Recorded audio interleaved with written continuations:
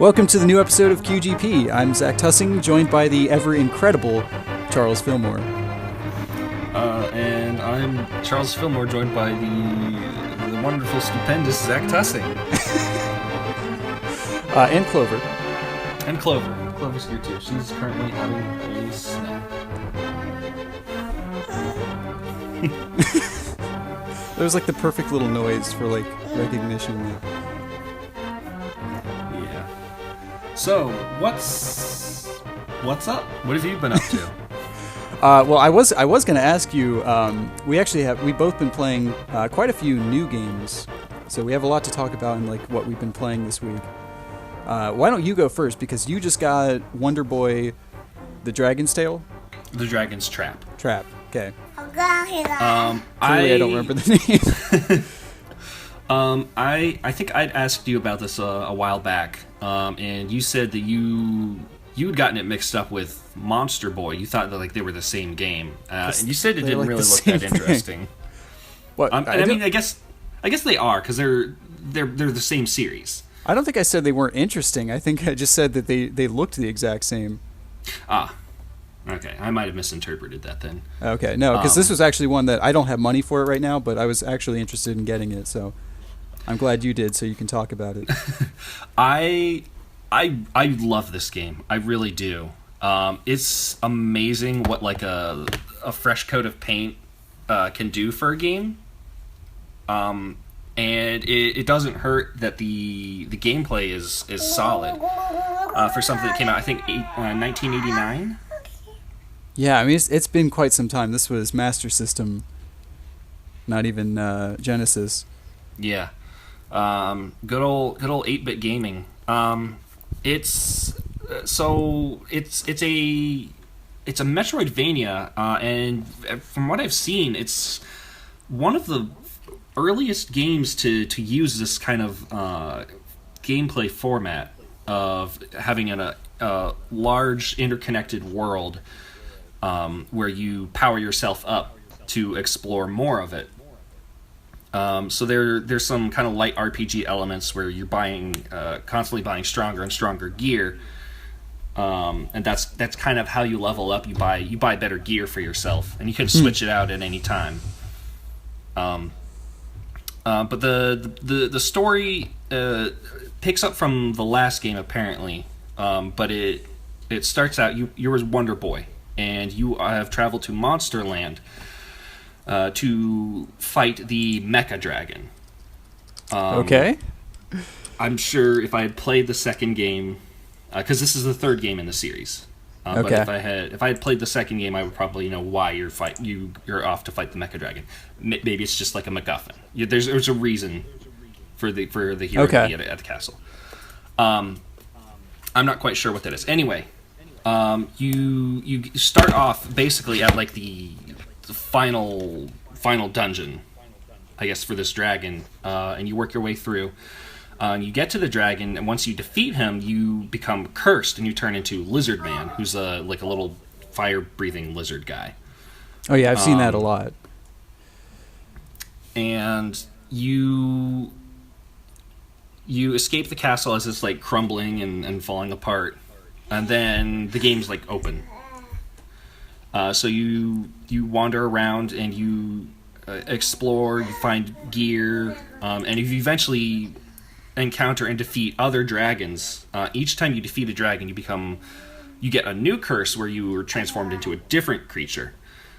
And there are a couple of areas where you can change through the transformations that you've acquired so far. So you're not always stuck as Lizard Man or Lion Man. Okay. So have you found any of the other transformations? I have actually finished the game. Oh wow! Okay. Yeah. It is a very good game. It's fairly short, but it's, I don't know, something about it. It's just packed with so much charm. This is the sort of thing that I can see myself replaying a lot. That's really neat. And it's very easy to pick up. You understand what's going on like as soon as you jump into it. And there are a lot of secrets. to find. They're hidden doors that take you to like these. I think they're new. They're new for the remaster. They're like these challenge areas where you are kind of forced to play as a particular transformation. So it's kind of like a challenge stage for that character. Okay. And then at the end you get an item that you can, once you collect enough of, then you can get like the best sword in the game. Okay, that sounds really neat. I've actually played, I just now remembered that I actually played the first Wonder Boy game on the Sega Master System, and it was not nearly this cool, so... No, and actually, since I got this, I started doing some research on the Sega Master System, because it's one of those things that I missed out on. Oh yeah, you're a up. Sega boy now, right? I mean, like, I just looking at all the stuff, like I like a lot of things about the system itself. A lot of the games look really interesting. And I mean, I like this game. But what was interesting to me is that the original Wonder Boy was actually ported, I think, by Hudson Soft. Yeah, as Adventure Island. As right? Adventure Island. So I don't know, that seemed like really interesting to me. And also, like, the Wonder Boy Monsterland series is just so like complicated just from like the naming, because it's like Wonder Boy 4 Monsterland 2 or something. Like in the same yeah, it's title. one of those. Yeah. But it's a little hard to figure out like what comes next in the series. But that's I guess that's a discussion for another time. Bottom line, on our Sega podcast. I look forward to our Sega fan cast.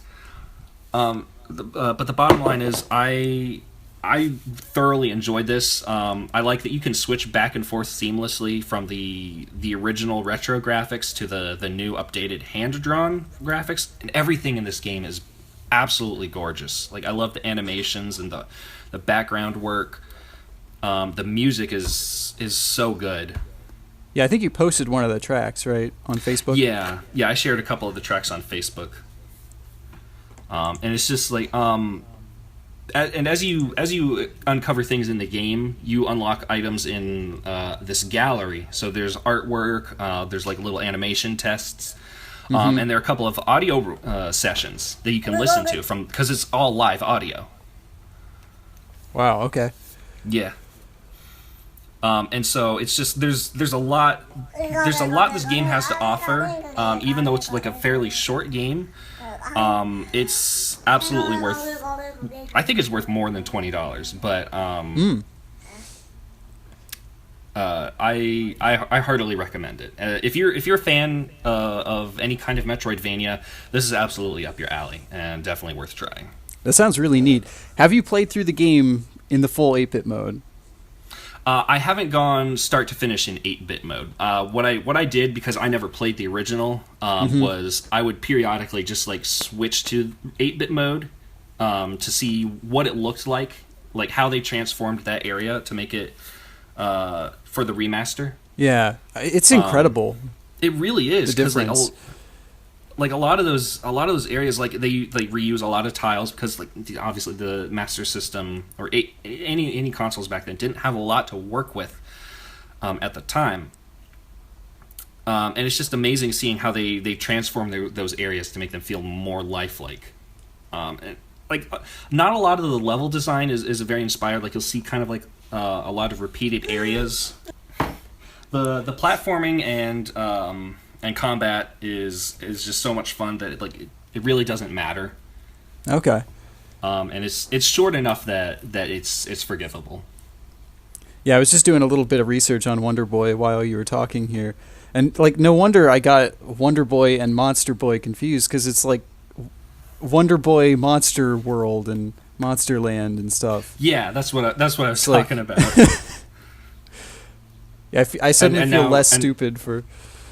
And there's and I think I mentioned previously, there like an official sequel in the series is coming out. It's called Monster Boy.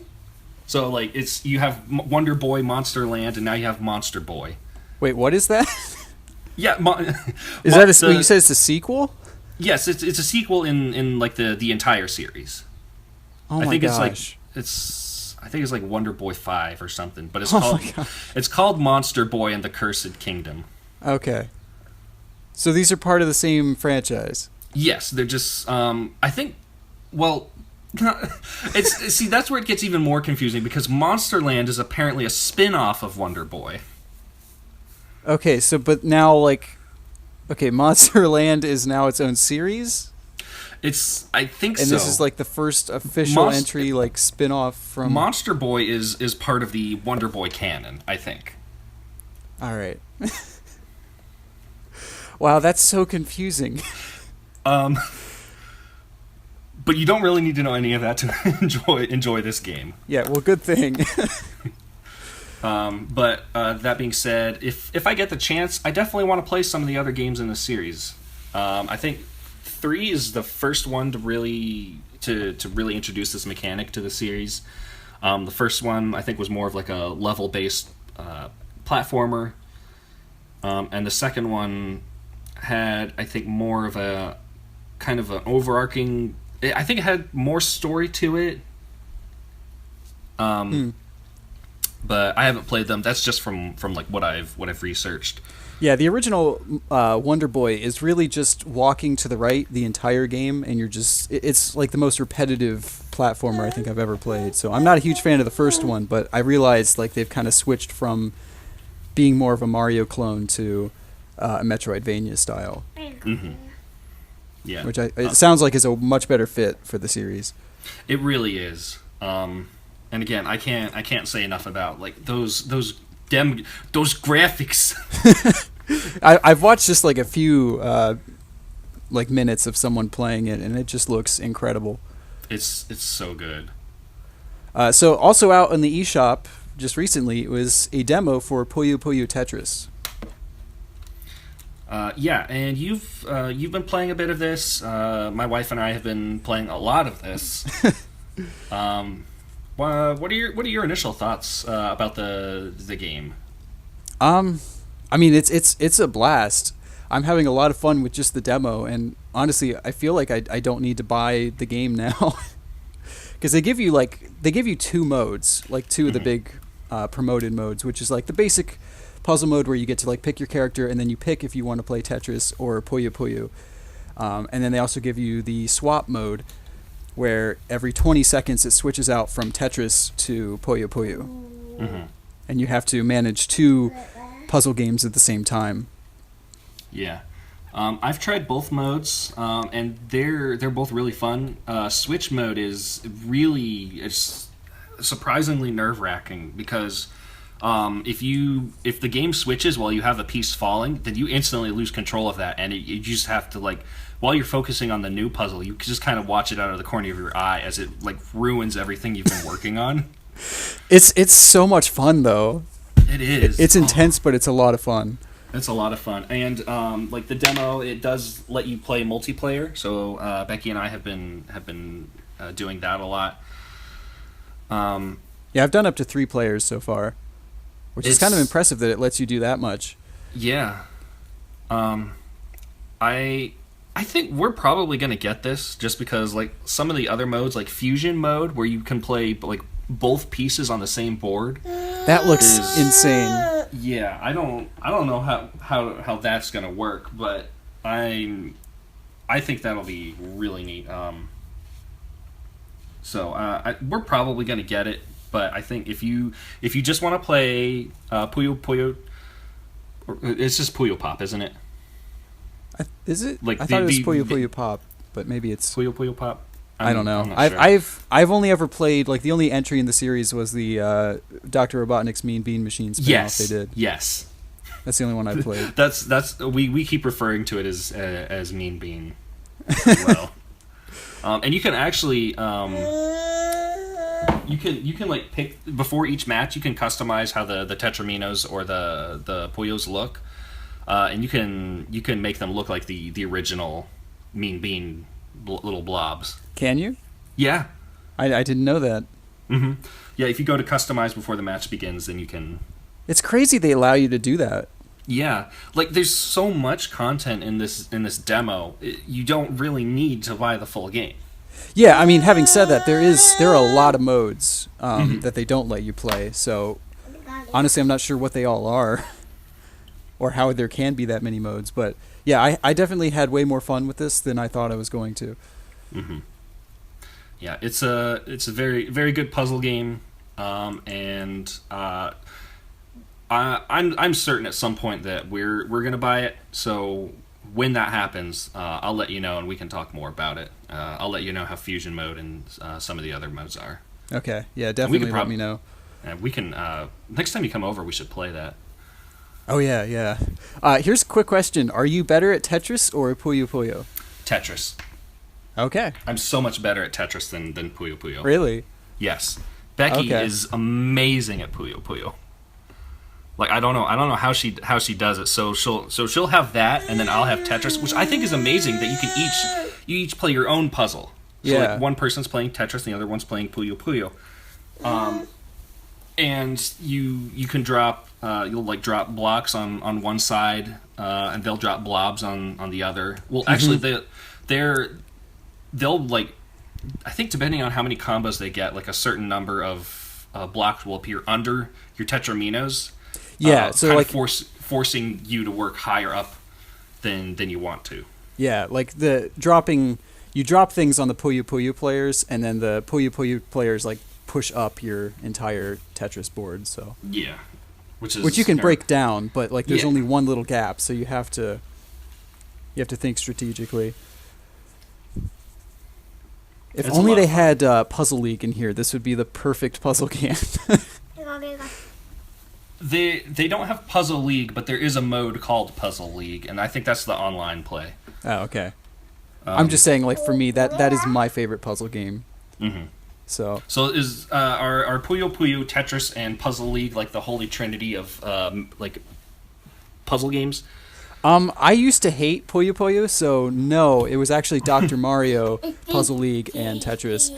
But I actually, like playing this just yesterday, I realized I wasn't as bad at Puyo Puyo as I thought I was, so. I don't know. I don't think I have really anything else to say about it. Okay, it's a lot of fun. Yeah, it definitely is. There's also another demo only available on the Japanese eShop, which I'm not even gonna try and pronounce the name, but it ends in Spelunker. It's like a spelunking platformer. Mm-hmm. I don't know if you have a Japanese account yet. I haven't set up any international accounts. Okay, so I actually got a chance to play this yesterday, and it's pretty fun. It feels like an old arcade game with like the fall damage of instantly killing you if you fall anywhere like more than your own body height. It seems a little overpriced. It's about like a $60 game in Japan.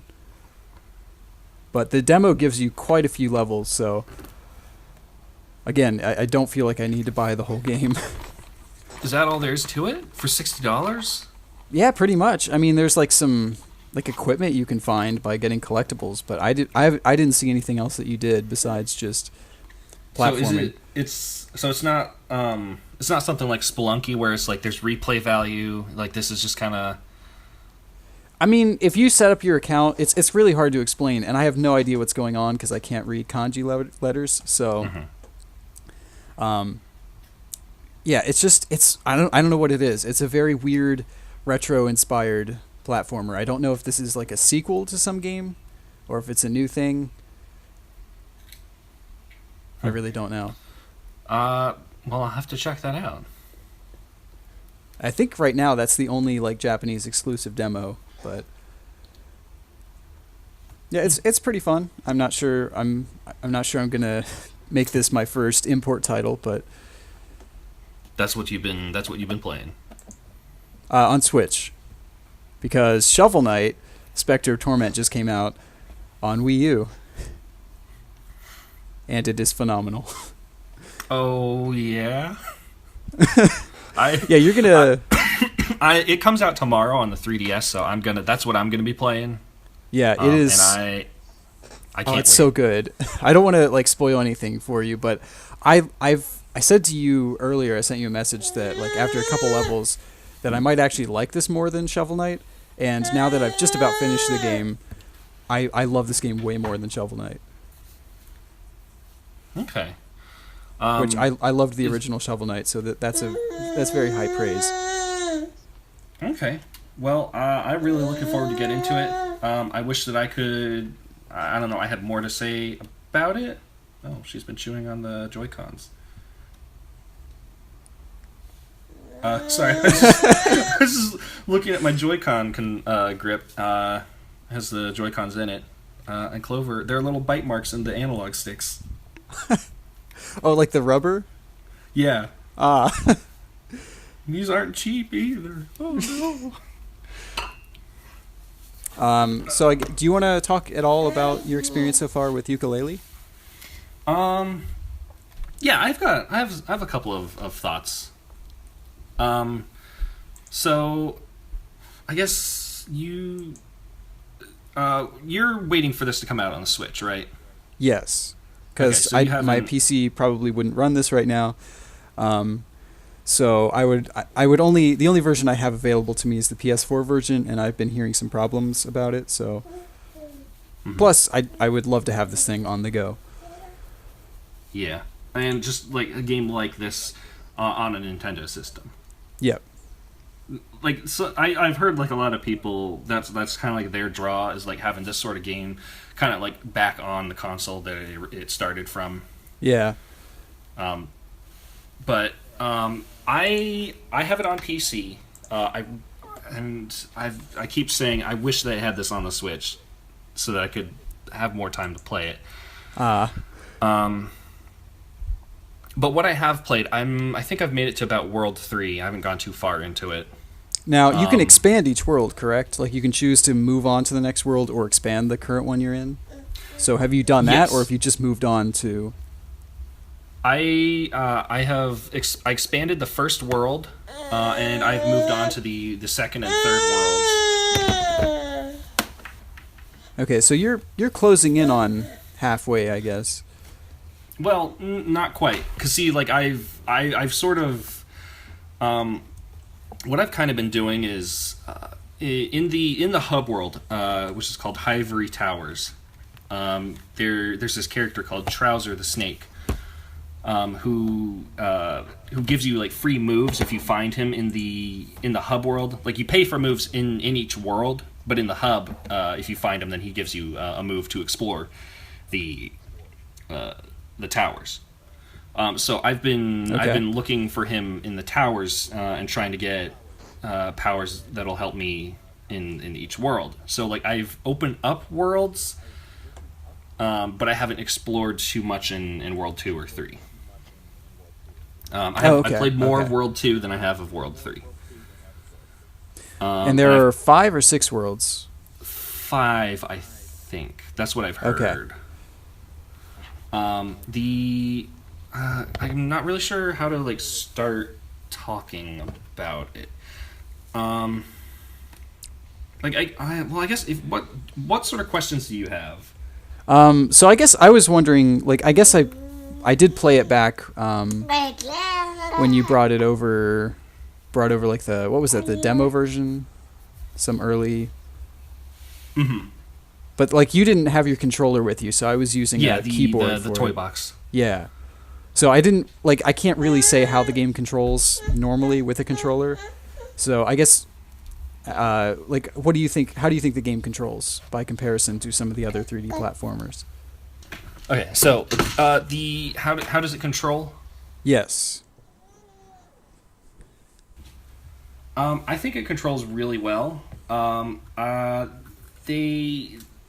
wouldn't say that they control quite like Banjo-Kazooie. They're not quite as tight, I would say.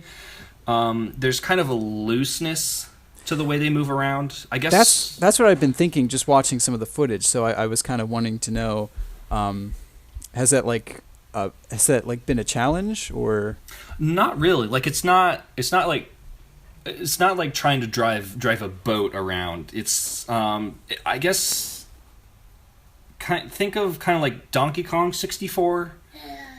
sort of looseness. Okay. Like you still have like a lot of control over the way they move, but they're rather than like kind of turning on a dime, they sort of do this kind of like I don't know, kind of like swing around sort of. Yeah, I know exactly what you're talking about. I've seen quite a bit of footage from the game. But I think it controls really well. My only she's on the other side of the sofa peeking over it.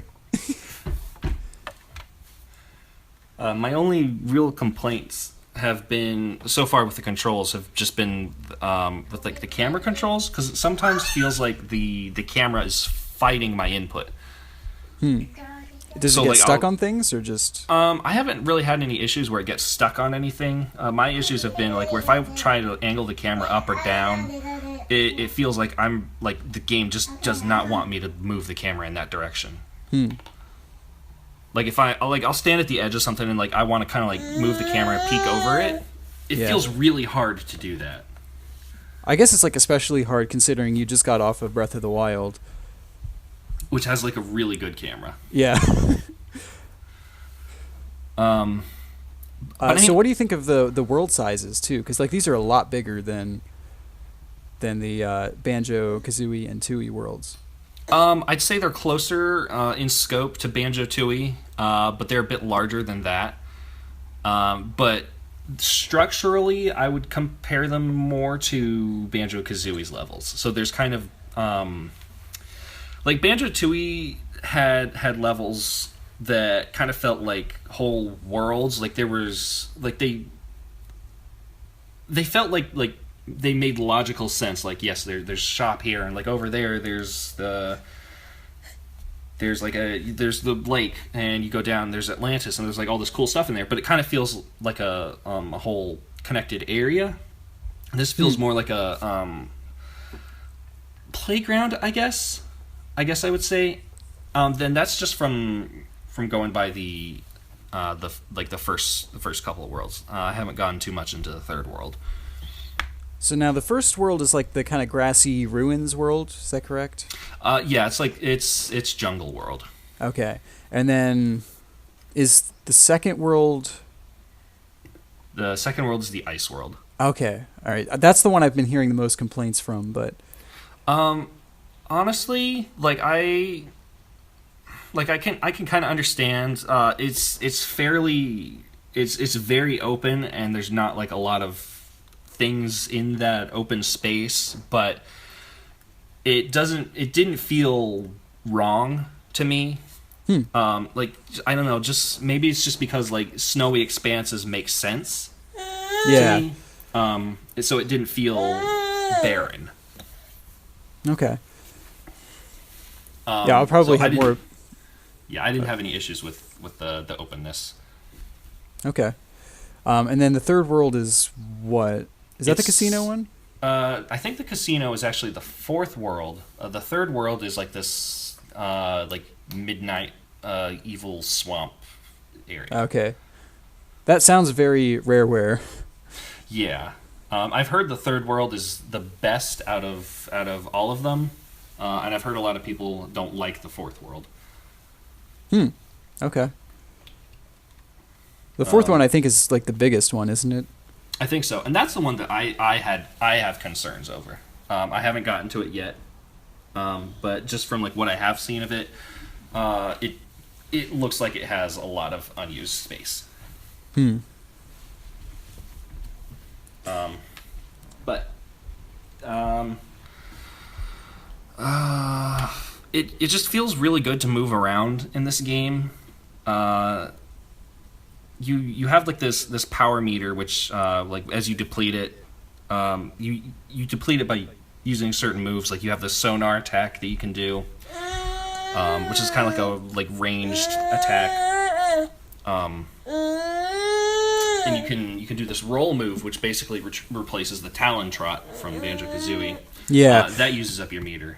That was the only move I thought that I was a little concerned about, just because it looked a little too loose. It's honestly not bad. I don't know if you remember, it pretty much controls exactly the same as it did in the toy box, where like if you stop rolling, like you stop. So like on an incline, you don't have to keep moving. You can just like stop. Okay. In like the still curled up, but yeah. And you can. It's very like jumping around. It's very easy.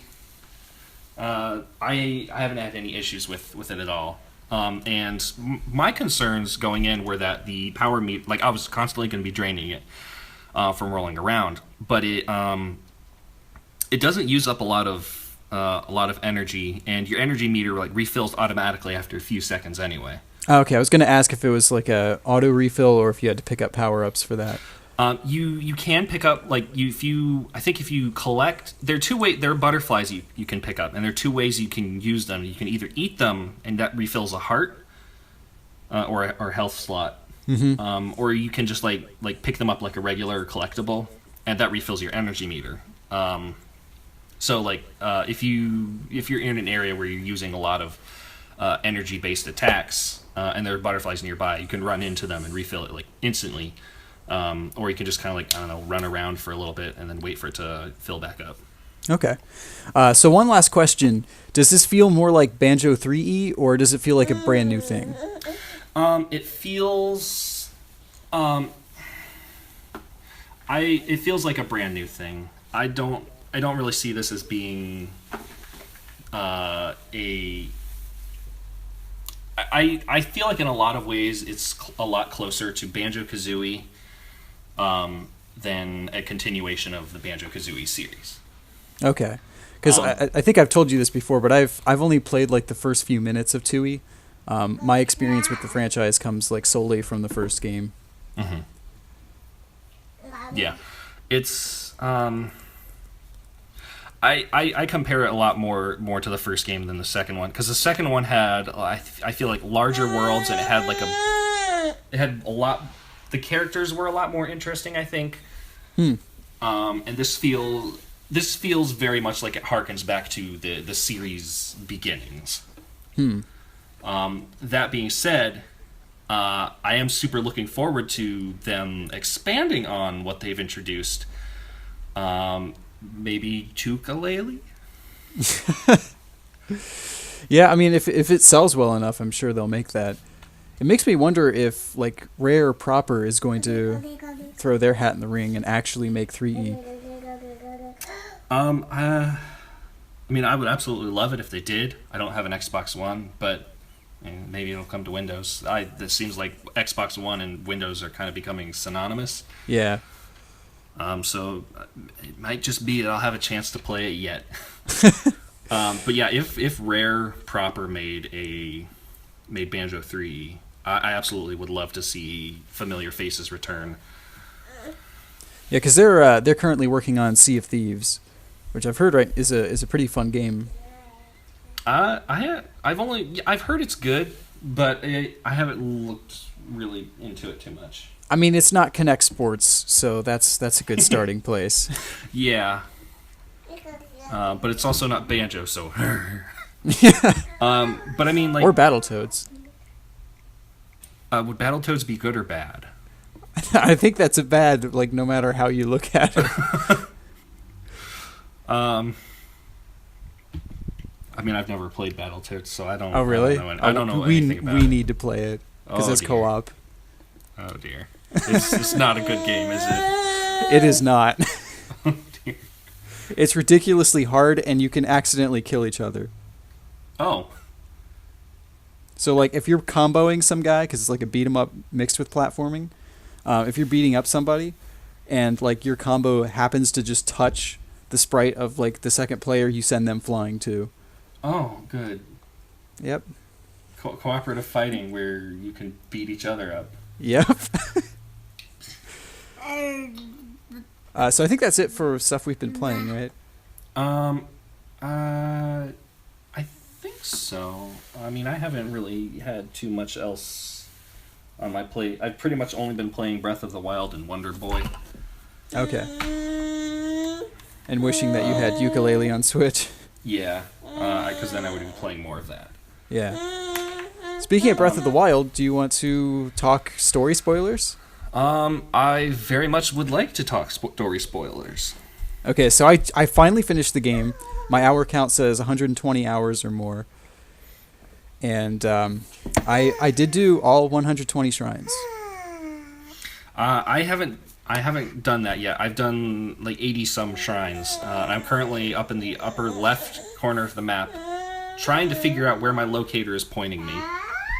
Because there's like I'm scaling this like sheer cliff in like this blistering snow, trying to find this shrine, and I'm not getting any leads. Okay, so this is on your like first file because you started like the underwear run, correct? Yes.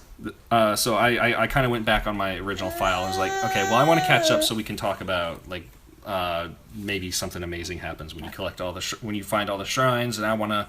I'm not sure it's amazing, but it's better than what happens if you get all the Koroks. Okay, I can. I really want to know what it is, but I want to discover it for myself. Yeah, I'm kind of surprised you didn't already hear of it because you've been like checking out more articles about Breath of the Wild. No, this is one that like I've kind of because it's like it's the kind of like the main quest or main. I guess it's kind of a side quest in a way. Yeah, they're kind of like they're not part of the main quest, but they're not in the side quest thing. Like the shrine quests have their own category. Yeah. But since it's like the biggest quest, yeah, I kind of wanted to discover that for myself. Did you find the one that's in Hyrule Castle? Yes. That one, that was the last one. I could not find that one. Oh. Like I knew it was in the castle, but as soon as you enter, like as soon as you get within range of Hyrule Castle, your map turns into that like 3D thing that's really hard to see where you're going. Like it's fine as a dungeon, but like I needed the overhead view. Yeah. Yeah, that map was like really confusing, and especially because you can't zoom in on it. It's really hard to tell where you are and where things are around you and where you need to go. Yeah, so I ended up not really using it a lot. I didn't either. I just kind of like followed my own path through Hyrule Castle. Yeah, that's kind of what I did. I ended up not finding the Hylian shield. Really? No. I still know where it is. You can tell me. I don't need to. Okay, it's have you been to the lockup? The lockup. The prison cells. No, I don't know where that is. Okay, if you can find that, there's a what is it? The Stalnox. Okay. It's like the Hinox, but it's a skeleton. Yeah, and if you defeat him, then you get the shield. Oh, okay. But he's in the lockup. Okay. Well, then I have to like I've heard a few things from people now that I'm listening to spoiler stuff. I've heard like multiple things that I missed within Hyrule Castle, and I spent a good bit of time in there. Oh yeah. Like I'm positive that there's things I still haven't found in there. Like if I'm being honest, like Hyrule Castle was the best part of the game to me. Yes, I absolutely agree. It felt the most Zelda, like, but while still keeping that like Breath of the Wild openness, like choosing your own route. There wasn't a single path. Like if you looked at the map, there was like a blue path that was kind of showing you can use this to get there, but I just kind of ditched that and went through like the minecart area. Yeah, it was like at no point did I feel like I was being led to Ganon. I felt like I was fighting and like climbing this castle to find him. Yeah. Now having. Sorry, continue. Well, it's just like I absolutely loved it because I don't know how they did it, but they made it so that you get this like supreme sense of like fulfillment like through like and the music helps a lot. The music is so good. Definitely. It just makes you like I gotta fight here. I gotta save Zelda. Like you really feel compelled to like get there and beat up Ganon. Mm-hmm. All I was going to say was, like, getting ready for my run on Hyrule Castle, because, like, I'd been avoiding that place on the map, like, the entire game, because I wanted to, like, save it all for one huge, like, reveal. I was a little too prepared. I had, like, max stamina, of course, max hearts, which, by the way, you can't fill up your full health meter and stamina meter at the same time. What? There's still 3 hearts missing from my list of hearts, and you can't get those. There's no way to do that. Like you'd have to skip out on 3 stamina vessels. That's no. Why? Why would you make that? Why would you give us this decision?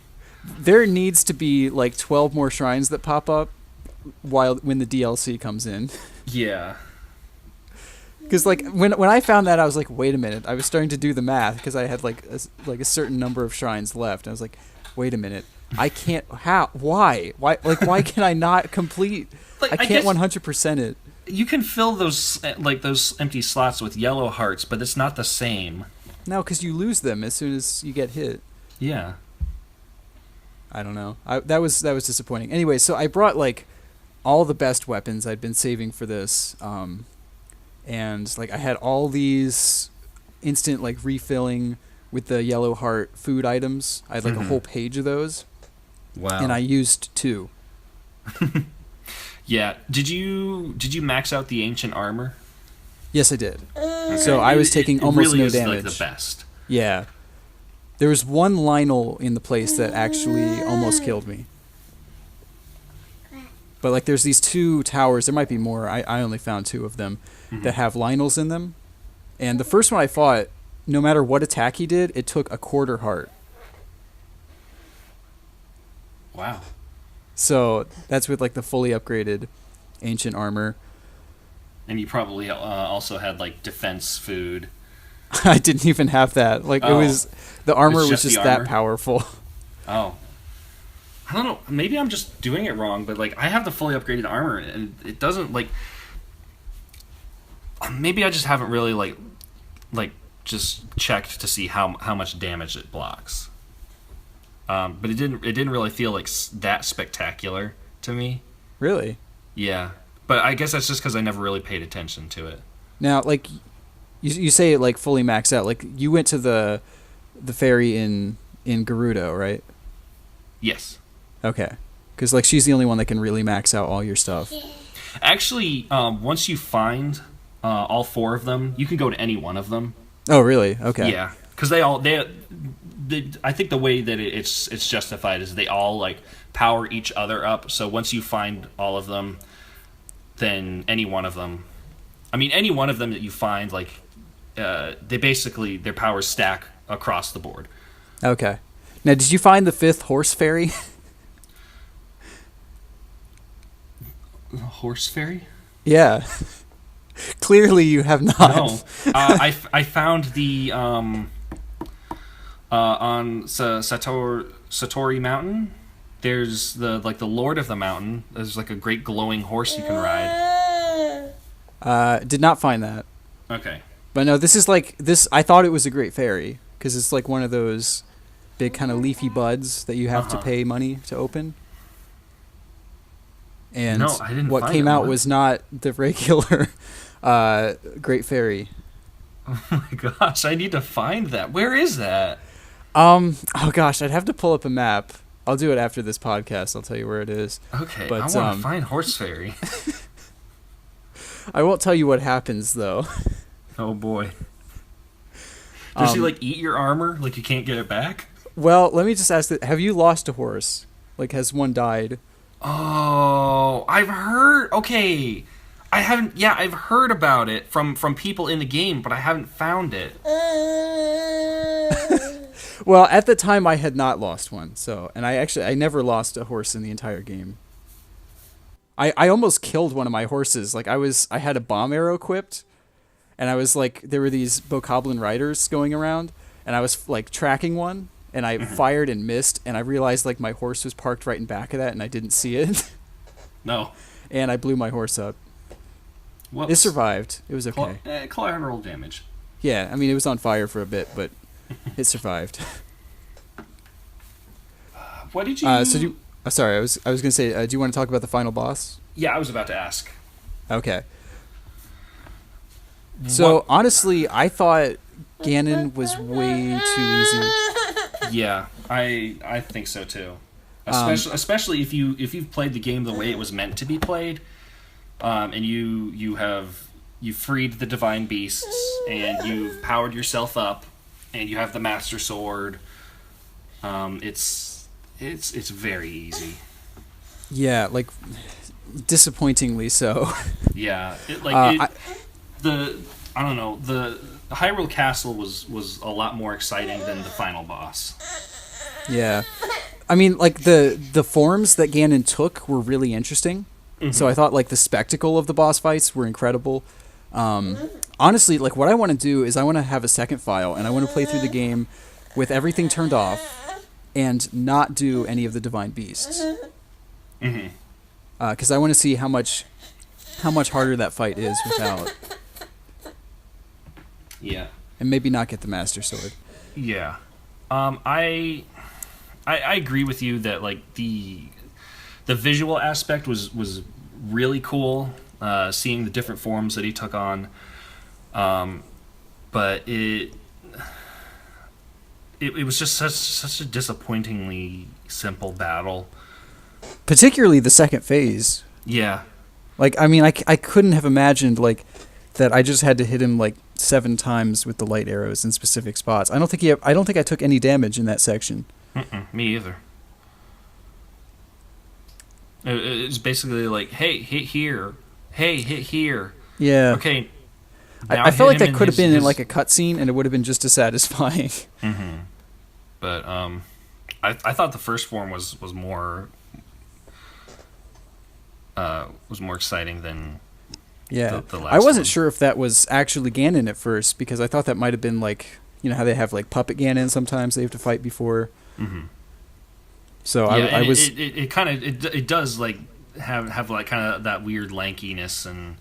Yeah, it looks like the other, like Fire Blight and Wind Blight Ganons that you fought before. Yeah.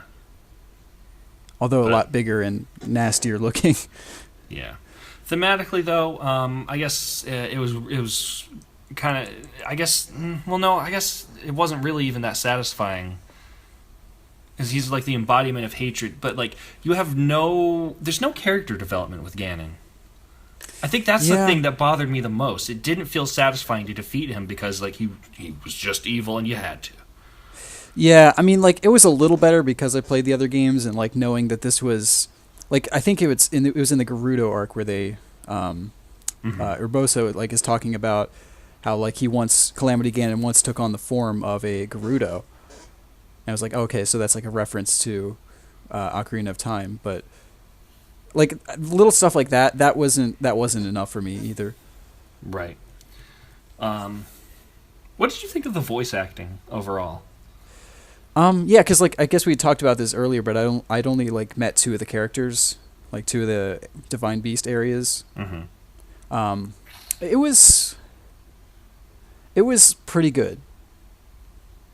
I got to give it a solid okay. I thought the acting was good. Maybe the direction wasn't so good. Sometimes it felt like they were speaking too quickly.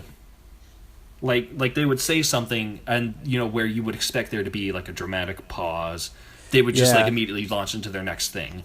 Particularly Zelda, I thought, had a lot of those moments. Yeah. I mean, then again, she was, like, the main voice actress, so. What did you think? You probably already know who my absolute favorite was. I think I kind of hinted at it pretty heavily. Oh yeah, like in the Falco. Yeah. What's basically Falco? It's Falco. His name is called Rivali, but it's Falco. It's him. It sounds like, I mean, if it sounds like a duck and acts like and talks like a duck, then looks like a duck. Call it a duck. I wanted to see like an ancient technology version of an R-wing. Like him just fly by in a. I mean, I guess you could argue that that divine beast was, in a sense, that was like the Great Fox, yeah. Man, that would be so great. Mm-hmm. Yeah, so I guess overall, like, I thought, like, Nintendo had made this pretty clear before that, like, the main character of this game is the world itself. So that the story, like, they were kind of letting us know the story wasn't going to be quite as focused, I guess, as it was in past Zeldas. Yeah. Which I'm fine with for this entry, but we kind of talked about this before. But like, I'd like to see them go back to more of a story-driven element. Mm-hmm. Like smaller worlds, keeping the open air, like climbing everything. I loved so much of this game, like the gameplay, but I just like to see that combined with a more focused story. Right. Something, I guess, because I keep thinking about, and I've seen other people make comparisons, or not really comparisons, but other people mentioning that, like, Wind Waker had a it had a really good story. Mm-hmm. And that was actually one of the games where Ganon had the most characterization. Yeah, there were the scenes like the scene in Forsaken Fortress, where he's just like Link is up there with him. Yeah, and like they have that like stare off moment. It's just, I'd like something like that, but I absolutely agree. Keep the open air aspect, but just give us more of a reason to care about these characters. You know, why do I care about defeating Ganon? Well, it's because, you know, he's done these terrible things to these people that I like. Why does Ganon even matter at all? Well, because these things happen to him. That's why he's doing it. Mm-hmm. But I guess like because this one was like the essence itself, like it wasn't so much a physical character. Mm-hmm. If that makes sense. Yeah. It in a way it almost like if you kind of boil it down, the whole like narrative arc of the game kind of feels like what would be a folk story. Like the hero traveled to the Zora domain and he spoke with the great Zora king and then he went to the Gerudo Desert and he sailed through the lightning storms. That sort of thing, where it's just kind of like a generalization, like the great hero did the great thing. Yeah, I think you're absolutely right. I hadn't thought of it like that, but and I guess that's all right. I feel like the gameplay picks up where the story kind of fails a little bit, so it's like it's okay, but I would like more. Yeah, no, I completely agree with you on that one. I don't know where to go after this. So, I guess, so you mentioned you were going to try and do a, just like, I guess, a straight rush to Ganon? Yeah, I'm trying to decide if I want to do that now or if I want to wait till the hard mode comes out this summer and try it then. Mm-hmm. Because like that'd make it even. That's like double layered difficulty. Yeah. We kind of brought this up earlier, but I'm currently working on an underwear run, where my goal is to leave myself as absolutely vulnerable as possible. To that end, I'm not equipping any armor. I'm not upgrading my stamina or my hearts. Oh wow! I didn't know you were doing that. Now that doesn't bar any food that gives me buffs. But I'm not equipping any armor or enhancing my. I'm not using the spirit orbs. Yeah. And I first started out like I just wanted to like arm myself with tree branches. But I think I'll probably do that another time. This time I'm just picking up whatever I find and using it till it breaks. Are you like doing one weapon at a time? Not quite. Although I'm trying to really work out a good system for it because like I don't know, it's just. Like I'm not really worrying so much about like picking up weapons or like swapping them out. So I think I might switch to just like using one item until it breaks. Okay. Well, that's going to make it very strategic, like having to take out an enemy that, like, with the weapon that you want before the weapon you have breaks. Yeah. Or either you that or like use stealth to pick up some of the other weapons before they are alerted to your presence. Right. So that's what I'm after. And it's actually pretty funny because he's not wearing anything except like the boxers or whatever that he woke up in. Mm-hmm. And so people are like, "Really, you're running around naked, huh?" Okay. Yeah, it's hilarious how they changed so much of the script based on just going around in your underwear. Yeah. I guess they assume people like you would eventually try that. Yeah. Well, and it's like not everybody like notices or says anything, obviously. But it's just like it's so funny. Like I think the like nobody. Sometimes people don't even like directly address it. Like I think the first time I went to one of the stables to register a horse, I think I might be remembering it wrong. I think the guy was just kind of like silent for a bit. Then he was like, did you want to register a horse or?"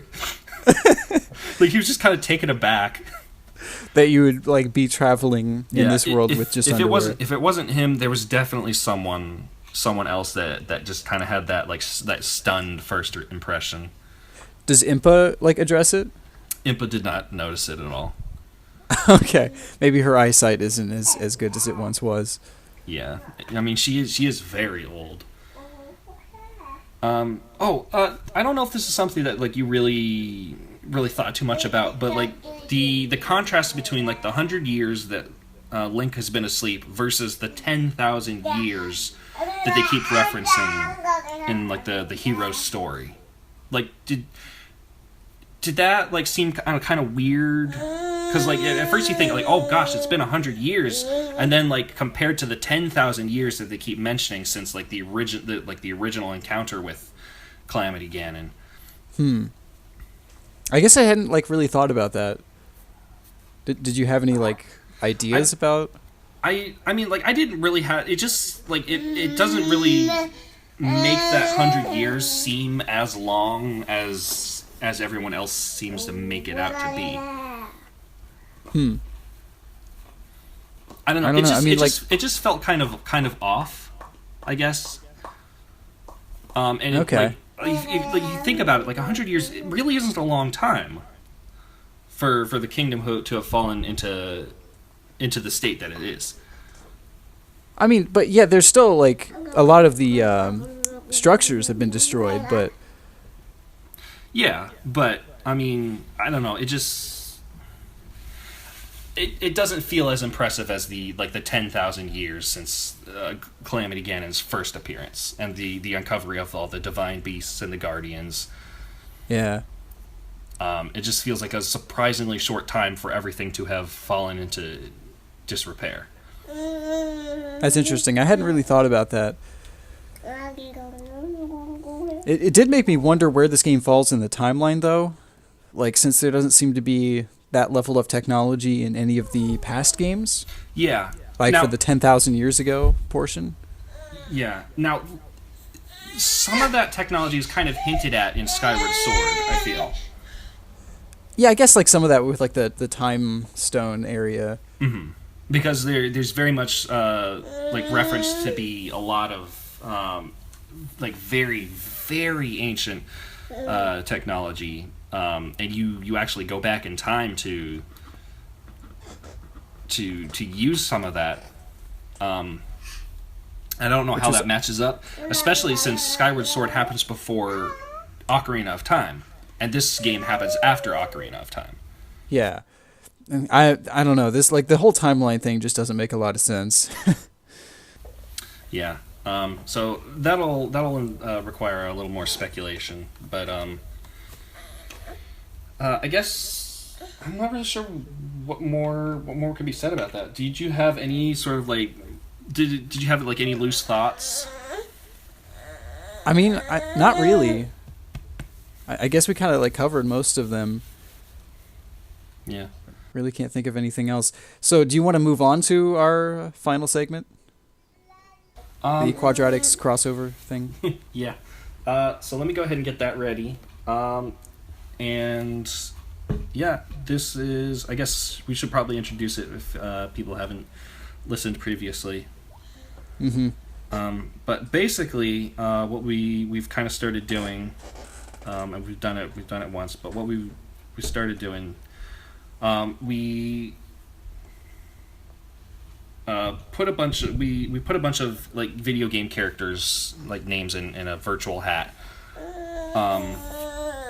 and we draw two of them, and we try and figure out a way that they could be in a game together. Like we try and basically create a game where those two characters would interact with one another. Yeah, and we've only done this once because like there was a big Nintendo Direct, so Yeah. like our discussions have been a lot more focused on that. Right. Also, we haven't quite had as much time Yeah. because of that. Mm-hmm. And just like life in general, it's just been we've both been very busy. Yeah. But Becoming a whole lot less busy next week, so hopefully I'll have more stuff up on the channel. yeah, well, we'll certainly be doing our best. I mean, I managed to get the Switch working on our TV over here, so we'll hopefully be able to start playing some Switch games And Wii U. and Wii U. Okay, I'm gonna go ahead and draw some names so that I can give her the tablet, and because I think that's what she wants. Oh, okay. Okay, so we've got Cole from Infamous Oh no. and Cool Spot. Who? Cool Spot. Okay, I'm gonna ask again. Who? Okay, you know 7-Up? Oh no. So we gotta make a game around Cole McCoolspot. I feel like this would work a lot better if we if I had put in characters that we knew anything about. I mean, I know a lot more about Cool Spot than Cole from Infamous. I think I do too. Do you wanna scrap Cole then and pick a different one? Yeah, if you want to re-roll, that's fine. Okay. Do you want to re-roll both, or do you want to keep Cool Spot? We can keep Cool Spot. Okay. I feel like we can do some stuff with him. Yeah. Okay. So we've got Wario. Okay. All right. Well, this is already starting to make more sense. Yeah. Who's Wario? Okay, so let's break it down. Wario has a couple of different types of games under his belt. I think Cool Spot really only has like maybe 2 separate games, and they're both similar, but I think they control differently. I thought there was a Spot game on the Game Boy that was like a puzzle game. I'd never heard of it. I don't doubt that there is, but I only know of like the 2 for the Genesis. I thought there was okay. Yeah, well, I'm trying to differentiate that and like Yo-Noid, because those are like such similar like terrible 90s mascot. Okay. Well, so I guess I'll try and describe it. So the first Spot game is a side-scrolling platformer where you go from places from like a beach. There's like a clock tower, all sorts of different locations, and you like throw these bubbles. I think as like you like fire these bubbles as like an attack, and you collect these the red spots, and there are bonus stages where if you spell 7-Up, then you get like you win or something. Huh. I did look it up. He does have a puzzle game. Okay. Maybe They call it abstract strategy game, according to Wikipedia. Abstract strategy game. I feel like Spot and strategy don't seem to go hand in hand, but Well, what type of puzzle game is it? I Is it can't find Tetris? gameplay. No, it's like some kind of 7x7 board, like a board game thing. Could be its own like unique thing. I'm trying to look it up now. The second game, and I think they actually had this on PlayStation 1 because I remember renting it. The second game, I think it's called Spot Goes to Hollywood, and it's kind of like it's a top-down isometric view, and you go through like these different movie sets. So there's like a pirate ship, and there's you go through a clock tower again, and there's like a Jurassic World, I think, where you're in a Jeep running away from a T-Rex. So this is like a platformer, though, right? Yeah, it's a platformer. Okay, so they both have common ground here. Yeah. Now Wario has the Wario Land series, and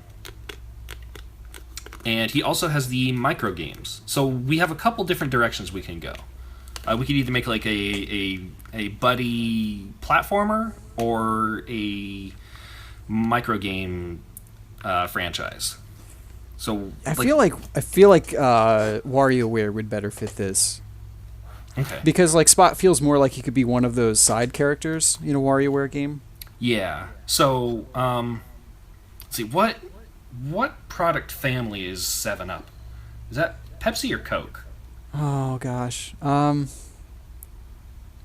don't know. I'm not a fan of the soda itself. So Hold on, let me just search real quick. PepsiCo. okay, so it's Pepsi brand. Okay. So maybe. So let's say Spot is a side character in the WarioWare series, and we can tentatively call it WarioWare we should call it something kind of like cheesy, for like that era that Cool Spot was in. Yeah. It's got to have that like early '90s font too. Yeah. So, Wario and Spot in.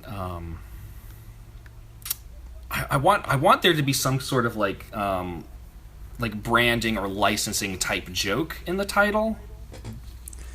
So, like, is this a crossover between Nintendo and the company Pepsi? I guess. I think so. I think that's kind of where I'm headed. And is this a full game or like a promotional product?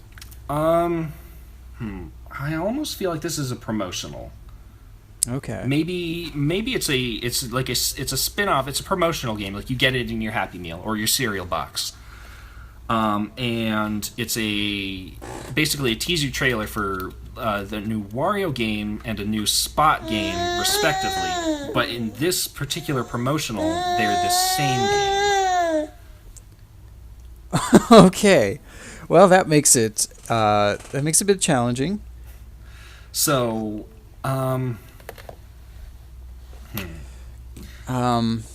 okay, so we're going with like the micro game kind of. I think so. I think that would be a good a setup as you could possibly hope for two characters to interact.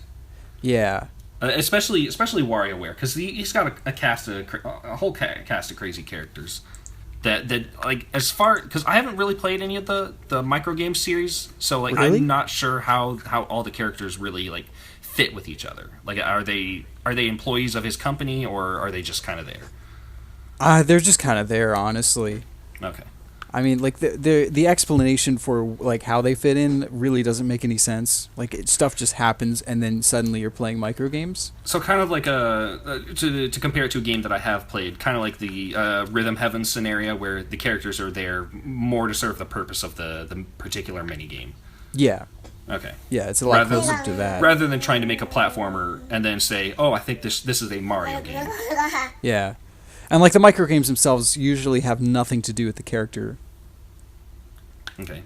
Now, is there a story associated with the games? I mean, there's always like a few seconds of like intro for what's happening to get you to like play the micro games. Mm-hmm. I think like one of them is like Young Cricket, who's this like kung fu guy, is hungry, so he wants to get these dumplings, but there's a huge line. So he starts like running on people's heads, and then suddenly it transitions to the guy with the dumplings, and he has like 4 pots, and those are your lives. Mm-hmm. And then suddenly you're just playing micro games. Okay. Like that's the story's that's like the story setup they give. Okay. Like Wario's not even really involved for the most part. Okay, so he's so in that case, then I think we should try and make a bare bones, like why is Wario teaming up with Pepsi? Well, he's all about getting that gold, right? Yeah. So he sees this as like a fantastic branding opportunity. Or maybe he wants to introduce, like maybe he's trying to 7-Up and he wants to introduce a garlic flavored 7-Up. Ooh, I like that. So he's trying to sell his brand. Yeah. Okay, that's I think that actually fits better with Wario's character of rather than trying to help someone else out, how can he get someone to further his goals? Yeah. Or maybe he's like in like a homemade like wooden stand across the street from like some PepsiCo. Yeah, well, okay, maybe that's how it starts. So like, that he's like trying to sell his garlic Coke. Or I guess his garlic's. What do you think it would be called? Do you think it would be called garlic Coke, or do you think it would be a little closer to home to Pepsi itself? Or would it be like a type of 7-Up? Because 7-Up is like that kind of lemon lime soda. So maybe like instead of the lemon, it's like garlic and lime. Maybe like he's sitting there. He's got like a bunch of garlics and a bunch of limes, and he's just kind of like squeezing them together to make juice. And nobody's really stopping by him. Yeah, so like the mini game should be like him trying to attract business. Okay. And then by the end of the game, like Spot sees it and then like gives him a 7-Up, and then that's like the advertisement ending. Okay, so maybe the mini games progress the story. Yeah, sure. Okay, so we start out with Wario. He's got his garlic and his limes, and he's trying to basically create his soda empire.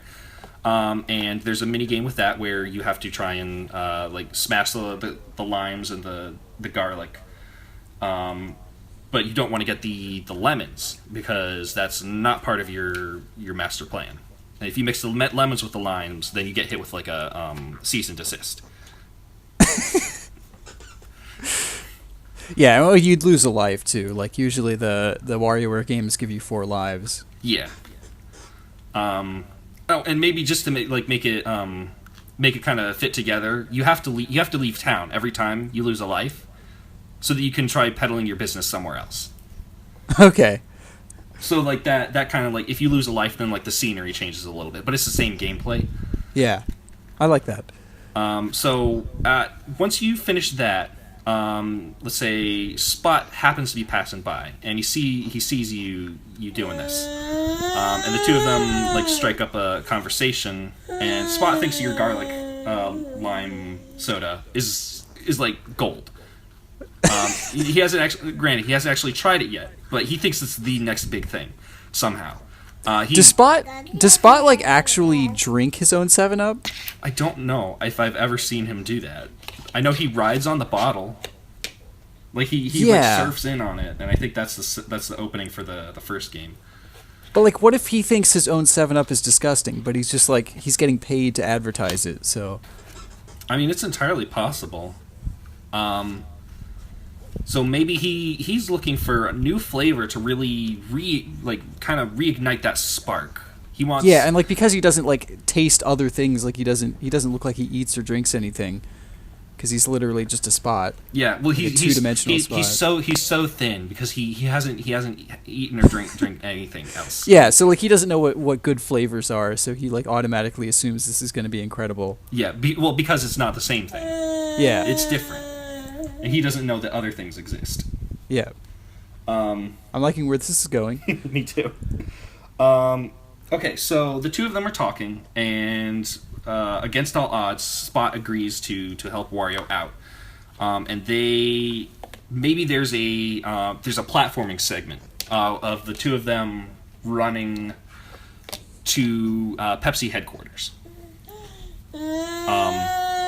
And I'm thinking maybe Donkey Kong Country style, where you can swap between both characters. So it moves into a platforming? Yes.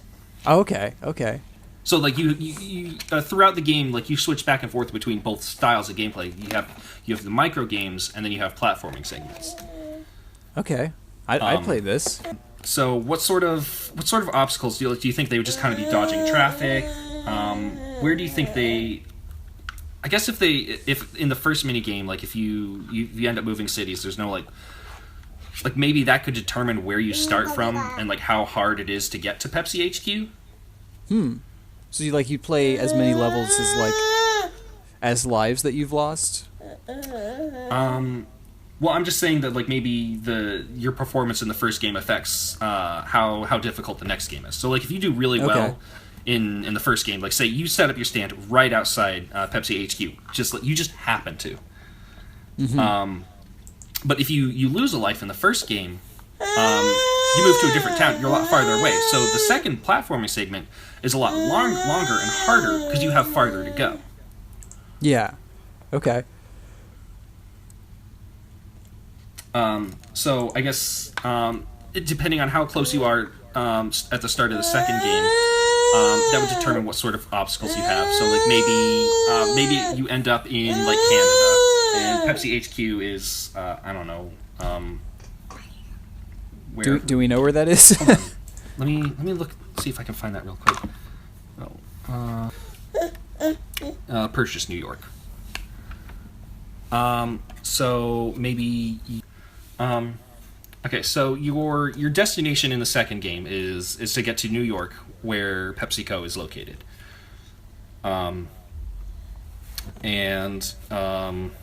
Let's say if you do really well in the first game, then you start out like you're in like the neighboring town. So it doesn't take very long to get there. But if you've goofed up a bunch, like say you're probably all the way, you can go as far as California. And if you goof up like really bad, then you can actually end up in the ocean. So there's I guess like he has that beach platforming level, right? Yeah, well, I mean, most platforming games do. Well, yeah, but I mean that's like, well, I guess like almost the entirety of the first Wario Land game was set on a beach, right? Because it was on an island, like the Rice Beach. I think so. Have you played that one? No, I haven't played that one. I think the one I played was 3, might have been 2. It's the one. Does it begin in his like house or castle or whatever? Yeah, and it gets flooded. Yeah, that's 2. Okay, yeah, that's the one that I've played.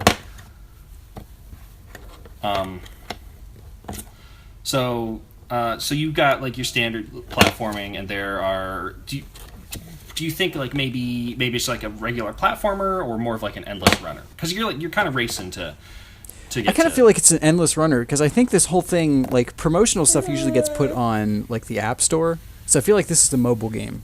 Okay, that makes sense. So like, it's easy for everyone to get. Maybe there's like there's like a download code in your serial. Okay, so like an endless runner, and like you would probably have just to make it like I guess easier for programmers. Like you would have the same like basic types of obstacles and enemies. They would just be reskinned. So you would have like sea urchins and whales, and then you get to California, and you have like surfer guys, and she pulled them out of my head again. You'd have surfer dudes, and I don't know whatever. What else is in California? The like specifically. Well, I mean, what is like if you think California, like what's there? What's in California? Well, I mean, like Hollywood and beaches usually. Okay, so like maybe we could have some like off-brand famous actors. Yeah, like they go through like Pepsi Wood or something. Yeah. So you go through Pepsi Wood, and then you go through the Midwest. So there's like a lot of corn and maybe like potato monsters. Corn and potato monsters. That's all the sites of the Midwest. That's all there is in the Midwest. It's just corn and potatoes. I know. I drove through it.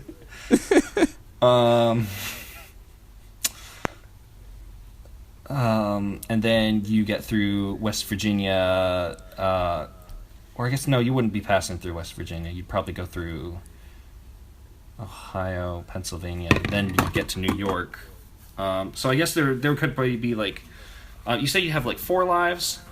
Yeah. So I guess there would only be 3 stages, because if you lose your 4th life, then that's it. Yeah, that makes sense. So then you would have, I guess, Ocean, and then California through to the Midwest, and then you would have like the New York area. Mm-hmm. Okay. And like, are there mini games in between those, or just at the beginning and then end? I think a beginning and an end, and I don't see this running for like more than like maybe a couple of minutes, just because I don't think it would be a good idea for the platforming segment to go on ridiculously long. Yeah, no, I agree. Especially since this is like a promotional thing. Right. Like long enough to keep your interest, but not so long that's like, I just like is this all there is to the game? I don't know. I don't think I want to buy the full game. Is there a full game? Yeah, I guess like the yeah, because this is a promotional, so we don't have to figure it out right now. But maybe as a bonus, we can figure out what the full games that this is promoting are. I thought you said it was like just a normal WarioWare game and like a revival of Spot, or maybe it's a HD remake of Cool Spot. I'm down for that. After playing Wonder Boy, I want so many games, so many classic games to get the same love. Okay, so you've made your way back to PepsiCo. And there's like cutscene where Wario is pitching his idea to the boardroom, and maybe that's the next mini game. Like you have to. There's a there's a mini game where you have to try and make your ideas interesting so that the board members don't fall asleep while you're presenting them. Oh, that sounds like a good idea. So maybe there are different like button inputs. Like Wario will like kind of like automatically like go through his spiel. Like I think the garlic and the limes create quite an interesting. You see Johnny Mc $1 billion over there. He starts nodding off. He's not interested in it. So you got to try and like there's a button input where you start like doing a silly dance. It's like whoa okay. But if you do it too much, then he becomes upset. This sounds fantastic. So like there are different inputs that you can do for different board members, and sometimes you like need to combine them. So like he'll do a silly dance, but then he'll also start juggling while he's giving this presentation.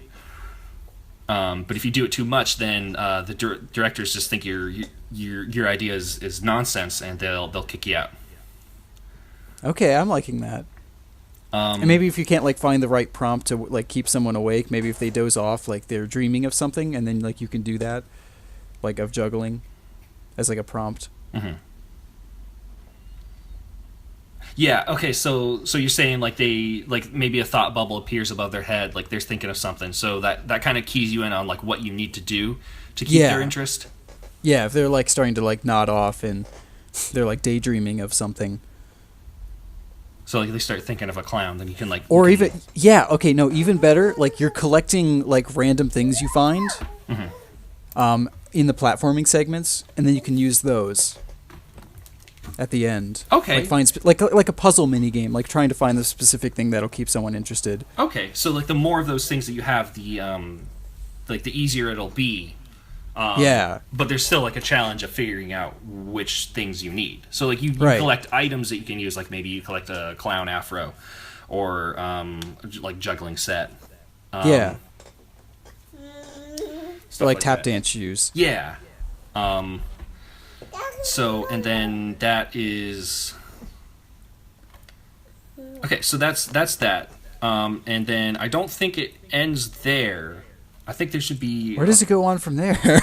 Well, after you've sold your idea to PepsiCo, there needs to be... I think there's a cutscene where they shows them shaking hands with Wario, And then you see like a couple. It's kind of like a montage.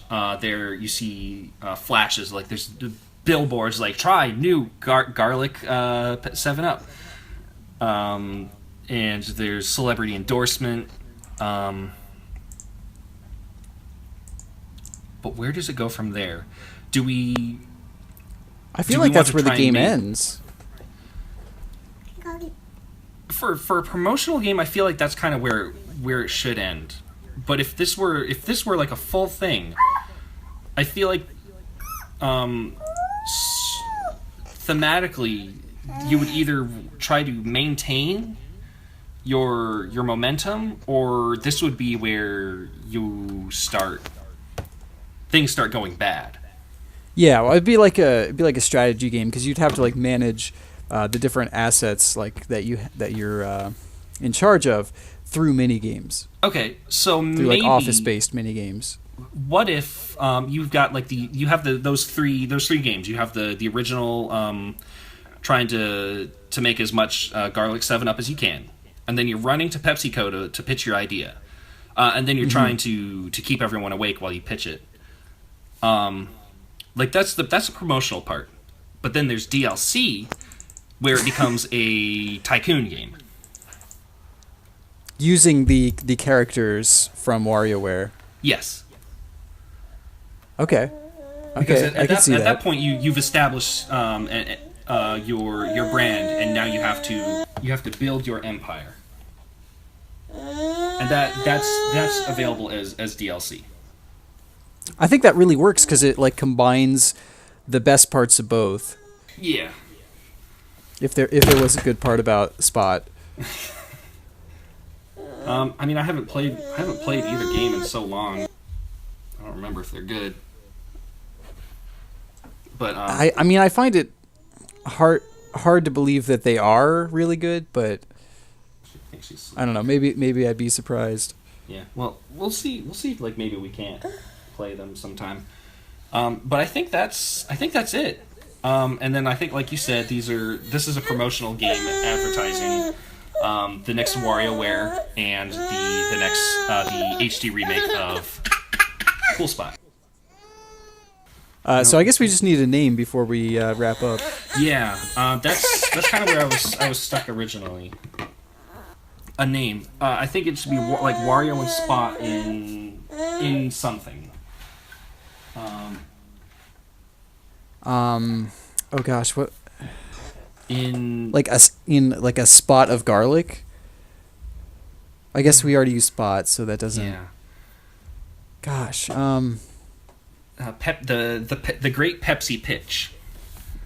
Yeah. Maybe. I can see that. I can see that. I'm just worried that because like people will think like Pepsi the drink versus Pepsi the brand. Yeah. I mean, you could make it PepsiCo, but I feel like that kind of sounds throws off less the inviting. the flow of the Yeah.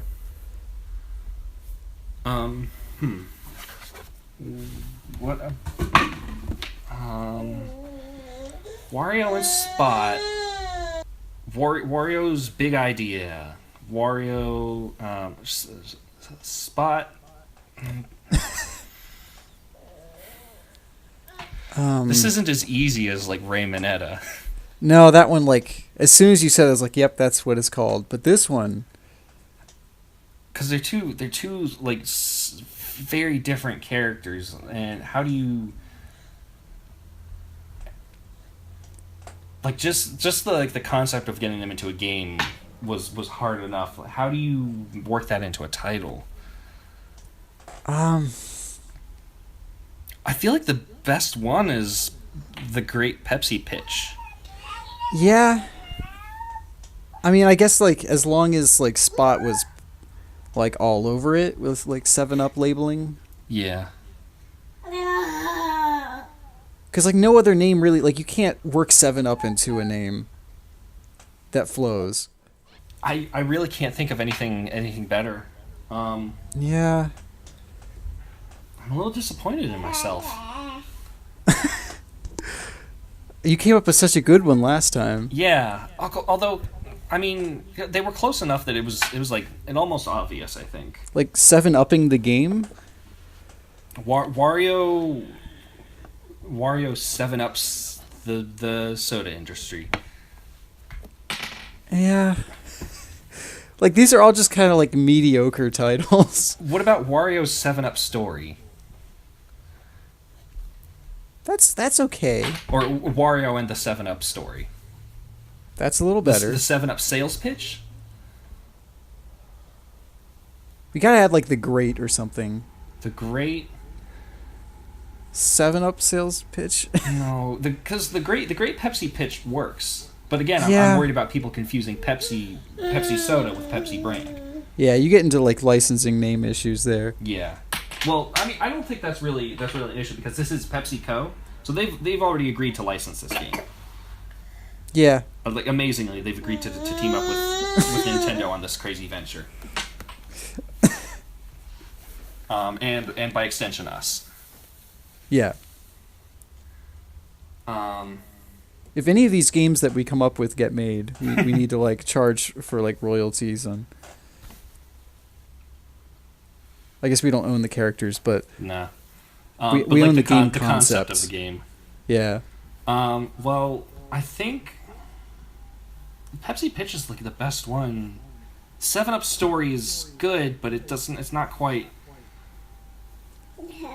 as good as Pepsi Pitch. Yeah. I think you're right. It does need to have like the great something in it.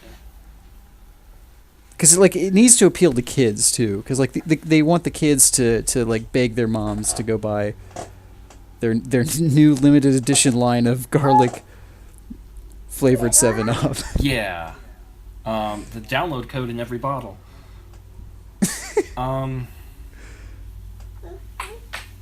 We'll have to charge extra for the bottles to cover the cost of the game.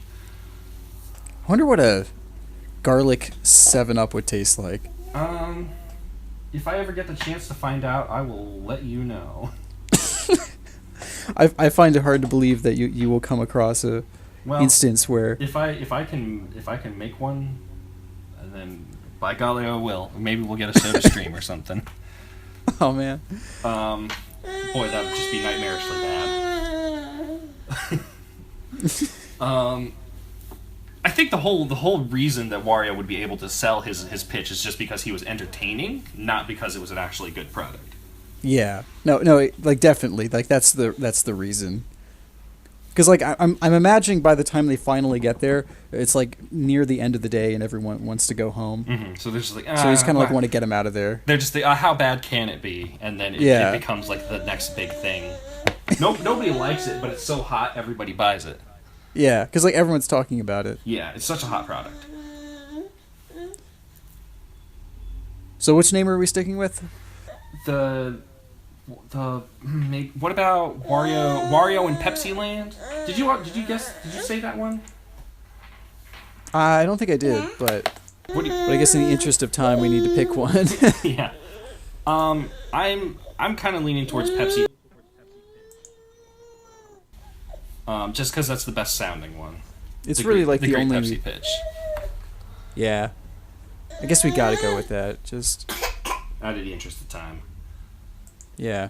Maybe we can come up with something by All right, so that was...